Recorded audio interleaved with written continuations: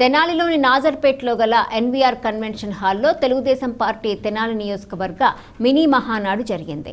Mini మహానాడులో Telugu Desam party ఎదుర్కొన్న ఆటుపోట్లు, ప్రజా సంక్షేమం, రాష్ట్ర అభివృద్ధిలో చేసిన కృషి, ముఖ్యమంత్రి నారా చంద్రబాబు నాయుడు నాయకత్వ పటిమను నాయకులు పేర్కొన్నారు. స్థానిక నాజర్పేటలోని ఎన్వీఆర్ కన్వెన్షన్ హాల్లో జరిగిన తెలుగుదేశం పార్టీ తెనాలి నియోజకవర్గ మినీ మహానాడులో పార్టీ ఆవిర్భావం నుంచి నేటి వరకు జరిగిన పరిణామాల గురించి నాయకులు వివరించారు. ముందుగా తెలుగుదేశం పార్టీ చేపట్టిన తీర్మానాల్ని ఈ సందర్భంగా ఆమోదించారు. భవిష్యత్తులో తెలుగుదేశం పార్టీకి అపజయం అనేది దరికి రానివ్వదని నాయకులు, కార్యకర్తల చేత శపథం చేయించారు. ఈ సందర్భంగా ఎమ్మెల్సీ ఆలపాటి రాజేంద్ర ప్రసాద్ మాట్లాడుతూ తెలుగుదేశం పార్టీ పోరాట పటిమను, అలాగే ముఖ్యమంత్రి నారా చంద్రబాబు నాయుడు దూరదృష్టి, రాష్ట్ర అభివృద్ధి, మహిళా సాధికారత, రైతు ప్రయోజనాల కోసం ఆయన అనుసరించిన విధానాలు తెలియజేశారు. ప్రశ్నించే గొంతు మనది, సమర్థించుకునే శక్తి కూడా మనది, కష్టం వస్తే సహనం వహించే తత్వం మనది అంటూ కార్యకర్తలని ఉత్సాహపరిచారు. చివరి వరకు మీతోనే ఉంటా, మీతోనే పయనిస్తానంటూ ఆలపాటి రాజేంద్ర ప్రసాద్ స్థానిక నాయకులకు, కార్యకర్తలకు భరోసా ఇచ్చారు. ఇదే విధంగా మహిళా కమిషన్ మాజీ చైర్పర్సన్ నన్నపనేని రాజకుమారి ఇంకా పలువురు ప్రముఖులు ప్రసంగించారు. ఈ కార్యక్రమంలో నాయకులు తాడిబైన హరిప్రసాద్, వంగా సాంబిరెడ్డి, నన్నపనేని సుధాకర్, బోడపాటి అరుణ, డిఎల్ కాంతారావు, జొన్నాదుల మహేష్, వీరమాచినేని వెంకటేశ్వరరావు, కేసన కోటేశ్వరరావు, మహమ్మద్ కుద్దూస్, మంగమూరి హరిప్రసాదరావు, అక్కిశెట్టి వెంకటేశ్వరరావు, కుదరవల్లి శ్రీనివాసరావు తదితర నాయకులు, కార్యకర్తలు పాల్గొన్నారు.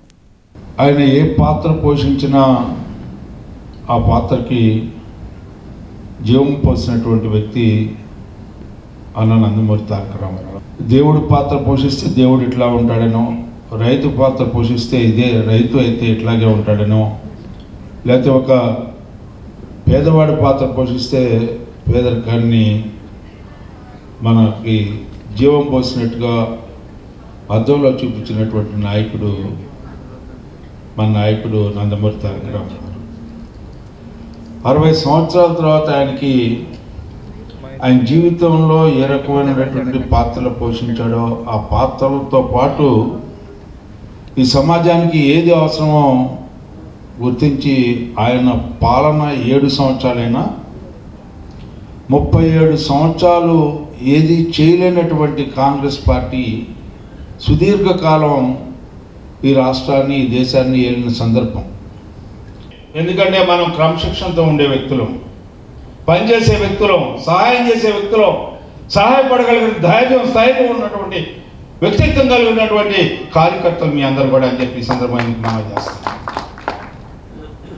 ఈ మహానాడు సందర్భంలో మిమ్మల్ని అందరూ నేను కోరుకునేదే మరలా అపజయం అనేది ఈ ప్రాంతంలో ఉండకూడదు. ఎలాంటి కష్టాన్నైనా భరిద్దాం, ఎలాంటి నష్టాన్నైనా ఓర్చుకుందాం, కానీ అపజయాన్ని మాత్రం మన దగ్గరికి కూడా రానియొద్దు, రానియడానికి ప్రయత్నించొద్దు.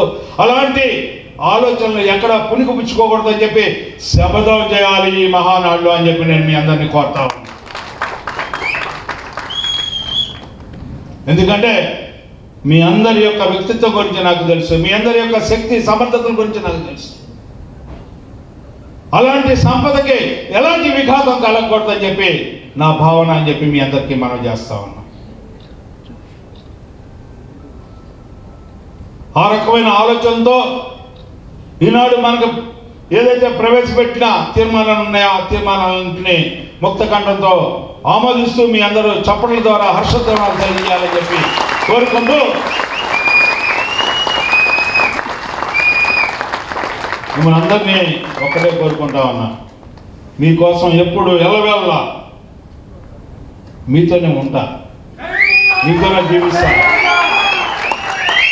మీతోనే నా ఆఖరి క్షణాల వరకు కూడా మీతోనే ఉంటాయి. అది మాత్రం మీరందరూ గుర్తుపెట్టుకోండి. నాకేదో ఉండాలి, ఏదో చేయాలి అనేది కాదు. మీ అందరూ కూడా ప్రశాంతంగా ఉండాలి, మీ అందరూ బాధపడకుండా ఉండాలి. మనకి ఏది వద్దో అవసరమైతే అన్నింటినీ త్యాగం చేద్దామని చెప్పి, పదవిని కూడా అవసరమైతే త్యాగం చేద్దామని చెప్పి మీ అందరికి కూడా గుర్తు చేస్తూ, మీరు మాత్రం బాధపడటానికి వీల్లేదు. మనకి కోరిక ఉంటే బాధ ఉంటుంది. మన కోరిక ఒక్కటే, తెలుగుదేశం పార్టీ అపజయం అనేది ఎరగకుండా అజరామంగా, అప్రహతంగా విజయకేతనం ఎగరవేసేలాగా మనందరి యొక్క శ్రమ, శక్తి, సంపద అంతా కూడా ఈ తెలుగుదేశం పార్టీకి అంకితం అనే భావంతో ఈ కార్యక్రమానికి నాకు అవకాశం కల్పించిన మీ అందరికి కూడా హృదయపూర్వకమైనటువంటి ధన్యవాదాలు తెలుపుకుంటూ మీ దగ్గర సెలవు తీసుకుంటా ఉన్నాను.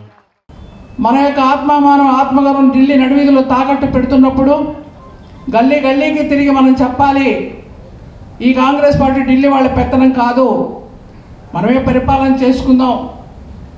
ఎంతోమంది అంతకుముందు కమ్యూనిస్ట్ పార్టీ వాళ్ళు ఎంతోమంది పోరాటం చేశారు, కానీ సాధ్యం కాలే. భారతీయ జనతా పార్టీనే కాదు, అనేక పార్టీలు కూడా వచ్చాయి, ఇండిపెండెంట్లు వచ్చారు, ఎవరి తరం కాలేదు. కానీ తెలుగుదేశం వచ్చాకే ఆ రోజున కాంగ్రెస్ పార్టీని బట్టి కనిపించడం జరిగింది.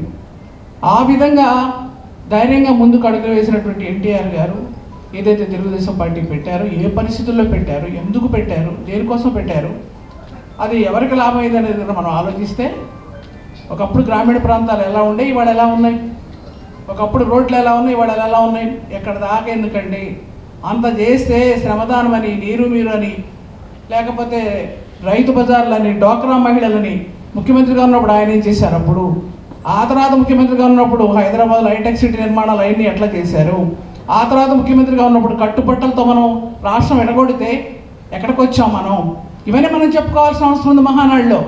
ఎందుకంటే మహానాడుకి ప్రాతినిధ్యం వహిస్తుంది, మహానాడు నడిపించగల శక్తి ఎవరు ఇవ్వాలంటే రాష్ట్ర ముఖ్యమంత్రిగానే కాదు, పార్టీ అధ్యక్షుడిగా, జాతీయ అధ్యక్షుడిగా చంద్రబాబు నాయుడు గారు. కాబట్టి అదే చంద్రబాబు నాయుడు గారి ఆలోచన విధానాన్ని మనం కొంత తీసుకుని ఈ మహానాడులో మనం చర్చించుకోవాల్సిన అవసరం ఉంది. దానికి ముఖ్యంగా ఏంటి, రాజధాని నిర్మాణం. మనకు రాజధాని లేదు, మీ రాజధాని ఏదైనా అమరావతి అని చెప్తున్నాం అంతవరకు. కానీ చంద్రబాబు గారు కనుక మన 5 సంవత్సరాలు ఆయనే ముఖ్యమంత్రిగా ఉండి కొనసాగున్నట్టయితే ఈ పని పూర్తయ్యేది కదా, కొనసాగలేదు. తీసుకొచ్చినప్పుడు ఎక్కడ 50% తెలుగుదేశం పార్టీ భాగస్వామ్యతని అడుగుతా ఉన్నా.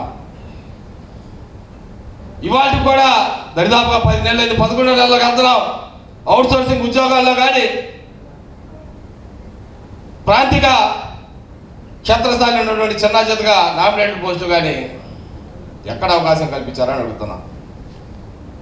ఇది మన హక్కా కాదా? మనం అడగాల్సిన బాధ్యత మన మీద ఉందా లేదా? ఉందా లేదా? దయచేసి ఈ యొక్క తీర్మానాన్ని ఏదైతే 50% అని చెప్పి గౌరవ మన జాతీయ పార్టీ అధ్యక్షుడు ముఖ్యమంత్రి వాళ్ళు చంద్రబాబు నాయుడు గారు చెప్పారో, అయ్యా చంద్రబాబు నాయుడు గారు, ఇవాళ ఈ పార్టీ ఆవిర్భావం నుండి పనిచేసే వాళ్ళు ఉన్నారు, మధ్యలో వచ్చిన మేమున్నాం, ఇట్లాంటి చాలామంది ఈ పార్టీని నమ్ముకొని, ఈ పార్టీ జెండా నమ్ముకొని, మీ సిద్ధాంతాలని ఏదైతే ఉన్నాయో దాన్ని గుడికి పుచ్చుకొని ఈ పార్టీ బలంగా ఉండాలి, మీ నాయకత్వం బలంగా ఉండాలి పనిచేస్తున్నటువంటి ఈ కార్యకర్త మనోభావాలను గౌరవించి ఏదైతే 50% మీరు ఇచ్చారో ఆ 50% అన్ని విషయాల్లో కూడా మాకు అవకాశం కల్పించాలని చెప్పేసి ఈ సందర్భంగా తీర్మానం చేస్తూ మీరందరి దగ్గర సెలవు తీసుకున్నారు.